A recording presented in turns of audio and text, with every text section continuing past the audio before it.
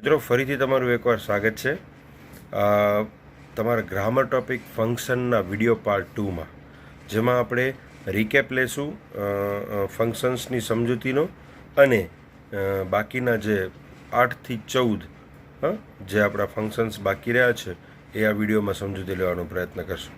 તો શરૂ કરીએ પાર્ટ 2 ફંક્શન્સ. ચાલો મિત્રો, આપણે થોડાક રિકેપ સાથે લઈ લઈએ. તમારા સ્ટાન્ડર્ડ 11નું ઇંગ્લિશ, જે એસએલ ઇંગ્લિશ છે તમારું સેકન્ડ લેંગ્વેજ, એનો ગ્રામરનો એક ટૉપિક છે ફંક્શન્સ. મેં તમને અગાઉ પણ કીધું એવી રીતે કે તમારા એસએની જે 2 પરીક્ષાઓ હોય છે, પ્રથમ એક પરીક્ષા અને દ્વિતીય પરીક્ષા, જેમાં 2 માર્ક્સનું પૂછાય છે, અને તમારી જે એન્યુઅલ એક્ઝામ હોય છે 80 માર્ક્સની, જેમાં 5 માર્ક્સનું પૂછાય છે, અને 12મા ધોરણમાં પણ આવી જ રીતે પૂછાશે. તો એના આધારિત આપણે આ વિડીયો જે પાર્ટ 2 છે એનું અત્યારે રિકેપ કરીએ છીએ, પણ પછી એને ફંક્શન્સ વિશે બાકી રહેલા જે ફંક્શન છે એને પણ ઉદાહરણ સાથે, એક્ઝામ્પલ સાથે સમજવાનો પ્રયત્ન કરશું.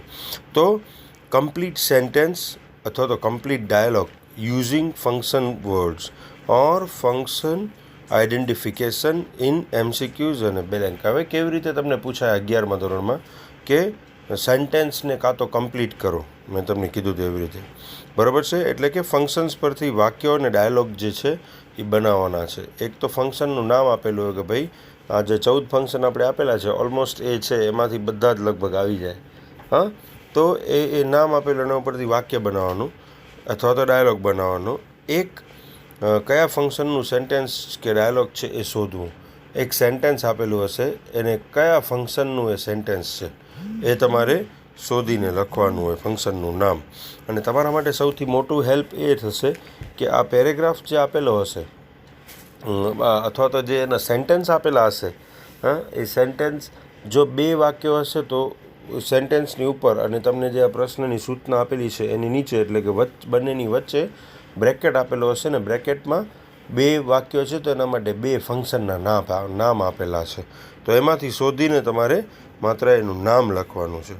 અને ત્રીજું છે, થોડુંક અઘરું છે પણ એ બહુ પૂછાવાની શક્યતા ઓછી છે, છતાંય આપણે કરીએ કે ભાઈ અધૂરા સેન્ટેન્સ કે ડાયલોગને જે પૂરા કરવાની વાત છે, બરાબર. તો જે કોઈ એક સેન્ટેન્સ આપેલું હશે એ અધૂરું હશે, એને ફંક્શનના ફોર્મેશનમાં પ્રોપરલી એ સેન્ટેન્સને પૂરું કરવાનું હશે, બરાબર. આ અત્યાર સુધીનું રિકેપ હતું. આપણે 1 થી 7 ફંક્શન્સ કે જે એક્સપ્રેસિંગ રિઝલ્ટ છે, કોન્ટ્રાસ્ટ છે, પ્રેડિક્ટિંગ છે, ગિવિંગ ઓપિનિયન છે, સીકિંગ પરમિશન છે, ડ્રોઈંગ કન્ક્લુઝન અને સમરાઇઝિંગ, કે ડ્રોઈંગ કન્ક્લુઝન અને સમરાઇઝિંગ એ બંને એક જેવા છે. આ 7 વિષય આપણે સમજૂતી લીધી છે આગળના વિડીયોમાં. હવે આ પાર્ટ 2 છે, જેમાં 8 થી 14 વિશે સમજૂતી લેવા જઈશું. ચલો તો આપણે આગળ વધીએ. તો 8મું જે છે, આસ્કિંગ ફોર ક્લેરિફિકેશન, એટલે કે ચોખવટ કરતું વાક્ય, કંઈક સ્પષ્ટતા કરતું વાક્ય, કંઈક કોઈ પણ વસ્તુને સ્પષ્ટ કરતું હોય એવું. તો હવે એનું એક્ઝામ્પલ સાથે આપણે જોવાનો પ્રયત્ન કરીએ. There will be heavy rain due to lower pressure.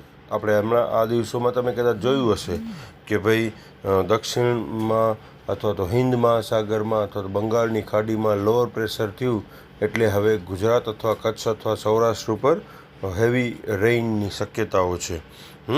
તો અત્યારે આ એવી એક ચોખવટ થઈ કે ત્યારે હેવી રેઇન હશે. શેના કારણે? તો ડ્યુ ટુ જેવા શબ્દ વપરાયેલા હોય, જસ્ટ ફોર અથવા તો ડ્યુ ટુ કે લોઅર પ્રેશર, કે ભાઈ ચોખવટ કરતું કે ભાઈ હેવી રેઇન અત્યારે કેમ? હવે તો મોન્સૂન પૂરું થઈ ગયું અને વિન્ટરનું એન્ટ્રી થવાની ટાઈમ છે, તો અત્યારે હેવી રેઇન. તો કે ડ્યુ ટુ લોઅર પ્રેશર, કે ભાઈ દરિયામાં જે લોઅર પ્રેશર સર્જાણું છે એના કારણે એટલે ચોખવટ કરી, બરાબર. તો બીજું એક્ઝામ્પલ એનું લઈએ કે પીપલ હેઝ ટુ સફર જસ્ટ ફોર ધી કરપ્શન, કે લોકોને સફર કરવું પડે છે, ભોગવવું પડે છે, બરાબર. તો જસ્ટ ફોર ધ કરપ્શન, કે ભાઈ કરપ્શનને કારણે લોકોને ઘણું બધું ભોગવવું પડતું હોય છે.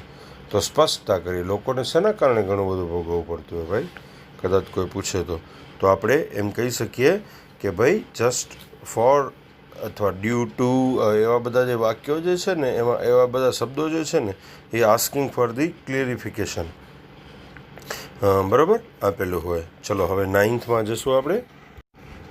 એક્સપ્રેસિંગ રીઝન, કારણ બતાવતો શબ્દ અથવા તો વાક્ય હોય એમાં ડ્યુ ટુ પણ આવી શકે, જસ્ટ બિકોઝ ઓફ અથવા તો બિકોઝ ઓફ આવી શકે. Due to heavy rain we cannot go out, આપણે બહાર નહીં જઈ શકીએ હેવી રેઇનને કારણે. બરાબર. I am at home because of riot, કે ભાઈ તોફાન થાય છે બારે એટલે હું ઘરે છું. કારણ દર્શાવતું વાક્ય એક્સપ્રેસિંગ રીઝન. બરાબર. તો આવું હોય તો આપણે જો કદાચ આવું વાક્ય આપેલું હોય ને આપણને એમ કીધું હોય કે ભાઈ ઉપર બ્રેકેટમાં એક્સપ્રેસિંગ રીઝન લખેલું હોય તો આંખ બંધ કરીને આપણે લખી નાખવાનું.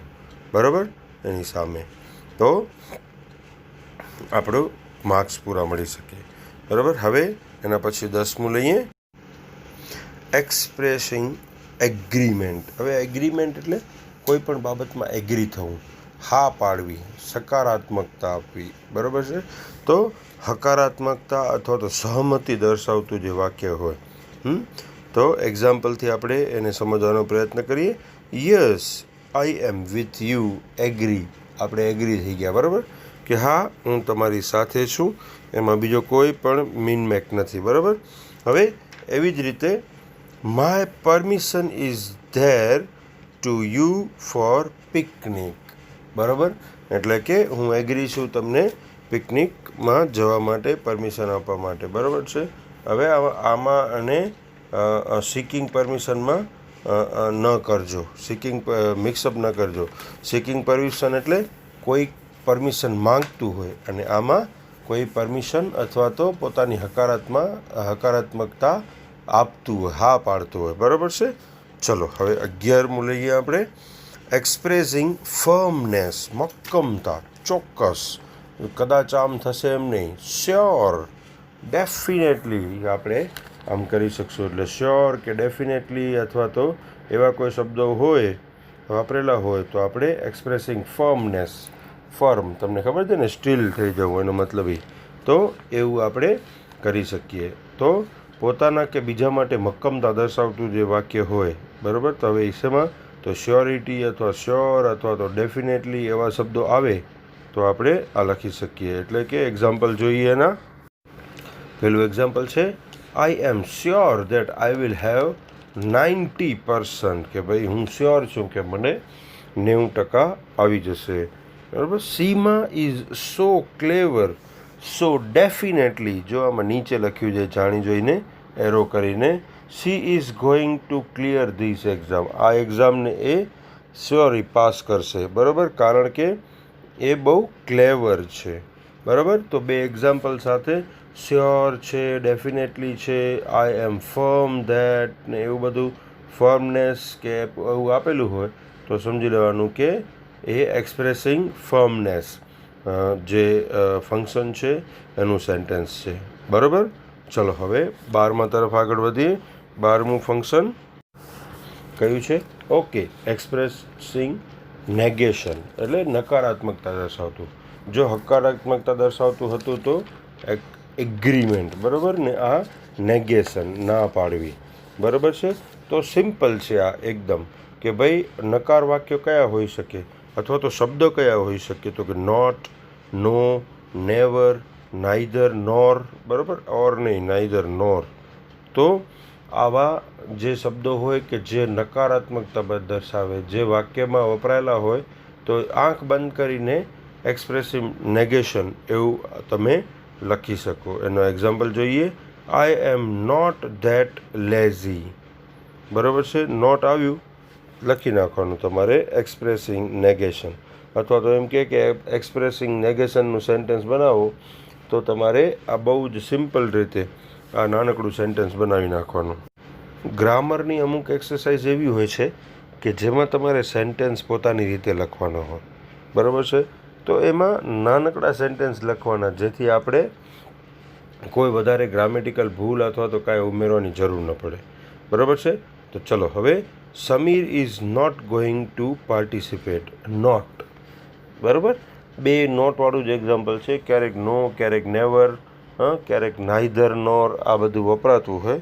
તો જ્યાં આ વપરાણું હોય ત્યાં આપણે એક્સપ્રેસિંગ એક નેગેશન, બરાબર, નેગેટિવ સેન્ટેન્સ હોય એ છે.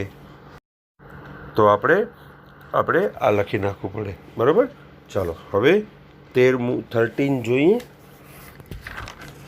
ઓકે, આ 13 એક્સપ્રેસિંગ એસમ્પશન, બરાબર. એસમ્પશન એટલે કે ધારણા કરવી. હા, આગળ પણ એક આવી ગયું ધારણાવાળું કે prediction.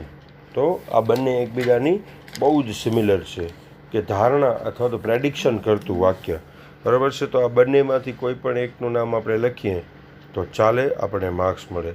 If I will be chief then I will clear everything. ભાઈ, હું ધારણા કરું છું કે જો કદાચ હું ચીફ હઈશ તો બધું જ એકદમ ક્લિયર કરી દઈશ, બધી એક ચોખવટ કરી નાખીશ, બરાબર. આઈ shell do all very clear if I will responsible four it. એટલે કે હું આના માટે તો જવાબદાર હત ને, કે આનો જવાબદાર અધિકારી હત ને, તો આ બધું બહુ જ સારી રીતે આને ક્લિયર કરી દે, ચોખવટ કરી દે, બરાબર છે. એટલે આ ફંક્શનમાં એવું છે કે ઇફ સો જેવા, ઇફ જો અને તો જેવા શબ્દો આવે. જો હું આમ હોઉં તો આમ કરું, જો હું આમ હોઉં તો આમ ધારણા કરવાની, બરાબર છે.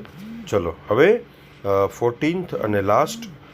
એકચ્યુઅલી 14 મેં બહુ જ તારવીને કર્યા છે. હજી કદાચ એકાદ બે આમાં ઉમેરી શકાય, પણ જે આમાં મને એમ લાગે છે કે આમાંથી તમે તમારો 12th સ્ટાન્ડર્ડ સુધી બહુ સારી રીતે આ ટૉપિકને અહીંયા તમે ક્લિયરલી સમજી શકશો, બરાબર છે. તમને ઇન 12th સ્ટાન્ડર્ડ પણ તમને આ ફંક્શન્સના માર્ક ગેઇન કરવામાં તમને ક્યાંય પણ તકલીફ નહીં પડે, બરાબર.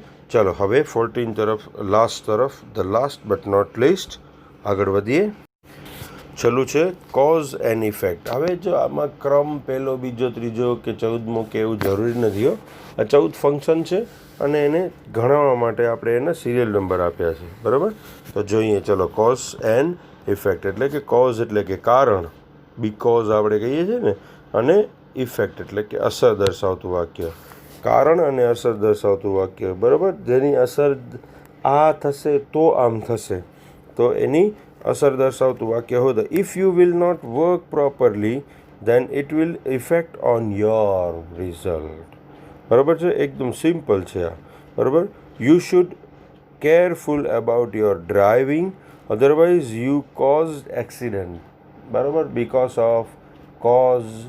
હવે આ બધા શબ્દો આવે તો સમજી લેવાનું કે આ કોઝ એન્ડ ઇફેક્ટનું સેન્ટેન્સ છે. આઈ હોપ કે તમને બહુ જ સારી રીતે આ આખો જ ગ્રામરનો ચેપ્ટર આપણા 2 વિડીયોને માધ્યમથી સમજાઈ ગયો હશે, બરાબર. અને તમે બહુ જ સારી રીતે આ વસ્તુ ક્લિયર કરી ચૂક્યા હશો. તમારી નોટબુકમાં આ બધું જ તમારે લખવાનું છે, એની જે વ્યાખ્યા છે, બરાબર. પછી એના એક્ઝામ્પલ છે, અને પછી 14 જે એના નામ છે એના ગુજરાતી મિનિંગ સાથે, એના અનુવાદ સાથે, ટ્રાન્સલેશન સાથે, એ તમારે લખી અને તમારે આ બહુ જ સરસ રીતે આ ટૉપિક પૂરો કરવાનો છે, બરાબર છે. છતાંય પણ કંઈ ડાઉટ હોય તો પ્લીઝ મને કોન્ટેક્ટ કરજો. આપણે એના માટે બહુ સારી રીતે, હજુ પણ વધારે ઊંડાણપૂર્વક તમને ક્લિયર થઈ જાય, સમજાઈ જાય એ રીતે સમજાવવાનો પ્રયત્ન કરીશ, ઠીક છે. ઓકે, તો અહીં આપણે આપણો આ જે ફંક્શનનો પાર્ટ છે ગ્રામરનો એ પૂરો કરીએ છીએ. એસે માટે જે 2 માર્ક્સનું છે અને તમારી એન્યુઅલ એક્ઝામ માટે જે 5 માર્ક્સનું છે, આ 5 માર્ક્સ આપણે કેશ કરવા છે, ખોવા નથી, બરાબર. તો એમાં બહુ સારી રીતે આ તમે સમજી લેજો, અને કદાચ તમને કાંઈ પણ ડાઉટ હોય તો મને પ્લીઝ પૂછજો. આપણે વધુ ઊંડાણમાં અને સમજવાનો પ્રયત્ન કરશું. મળશું નેક્સ્ટ વિડીયોમાં. ત્યાં સુધી બાય.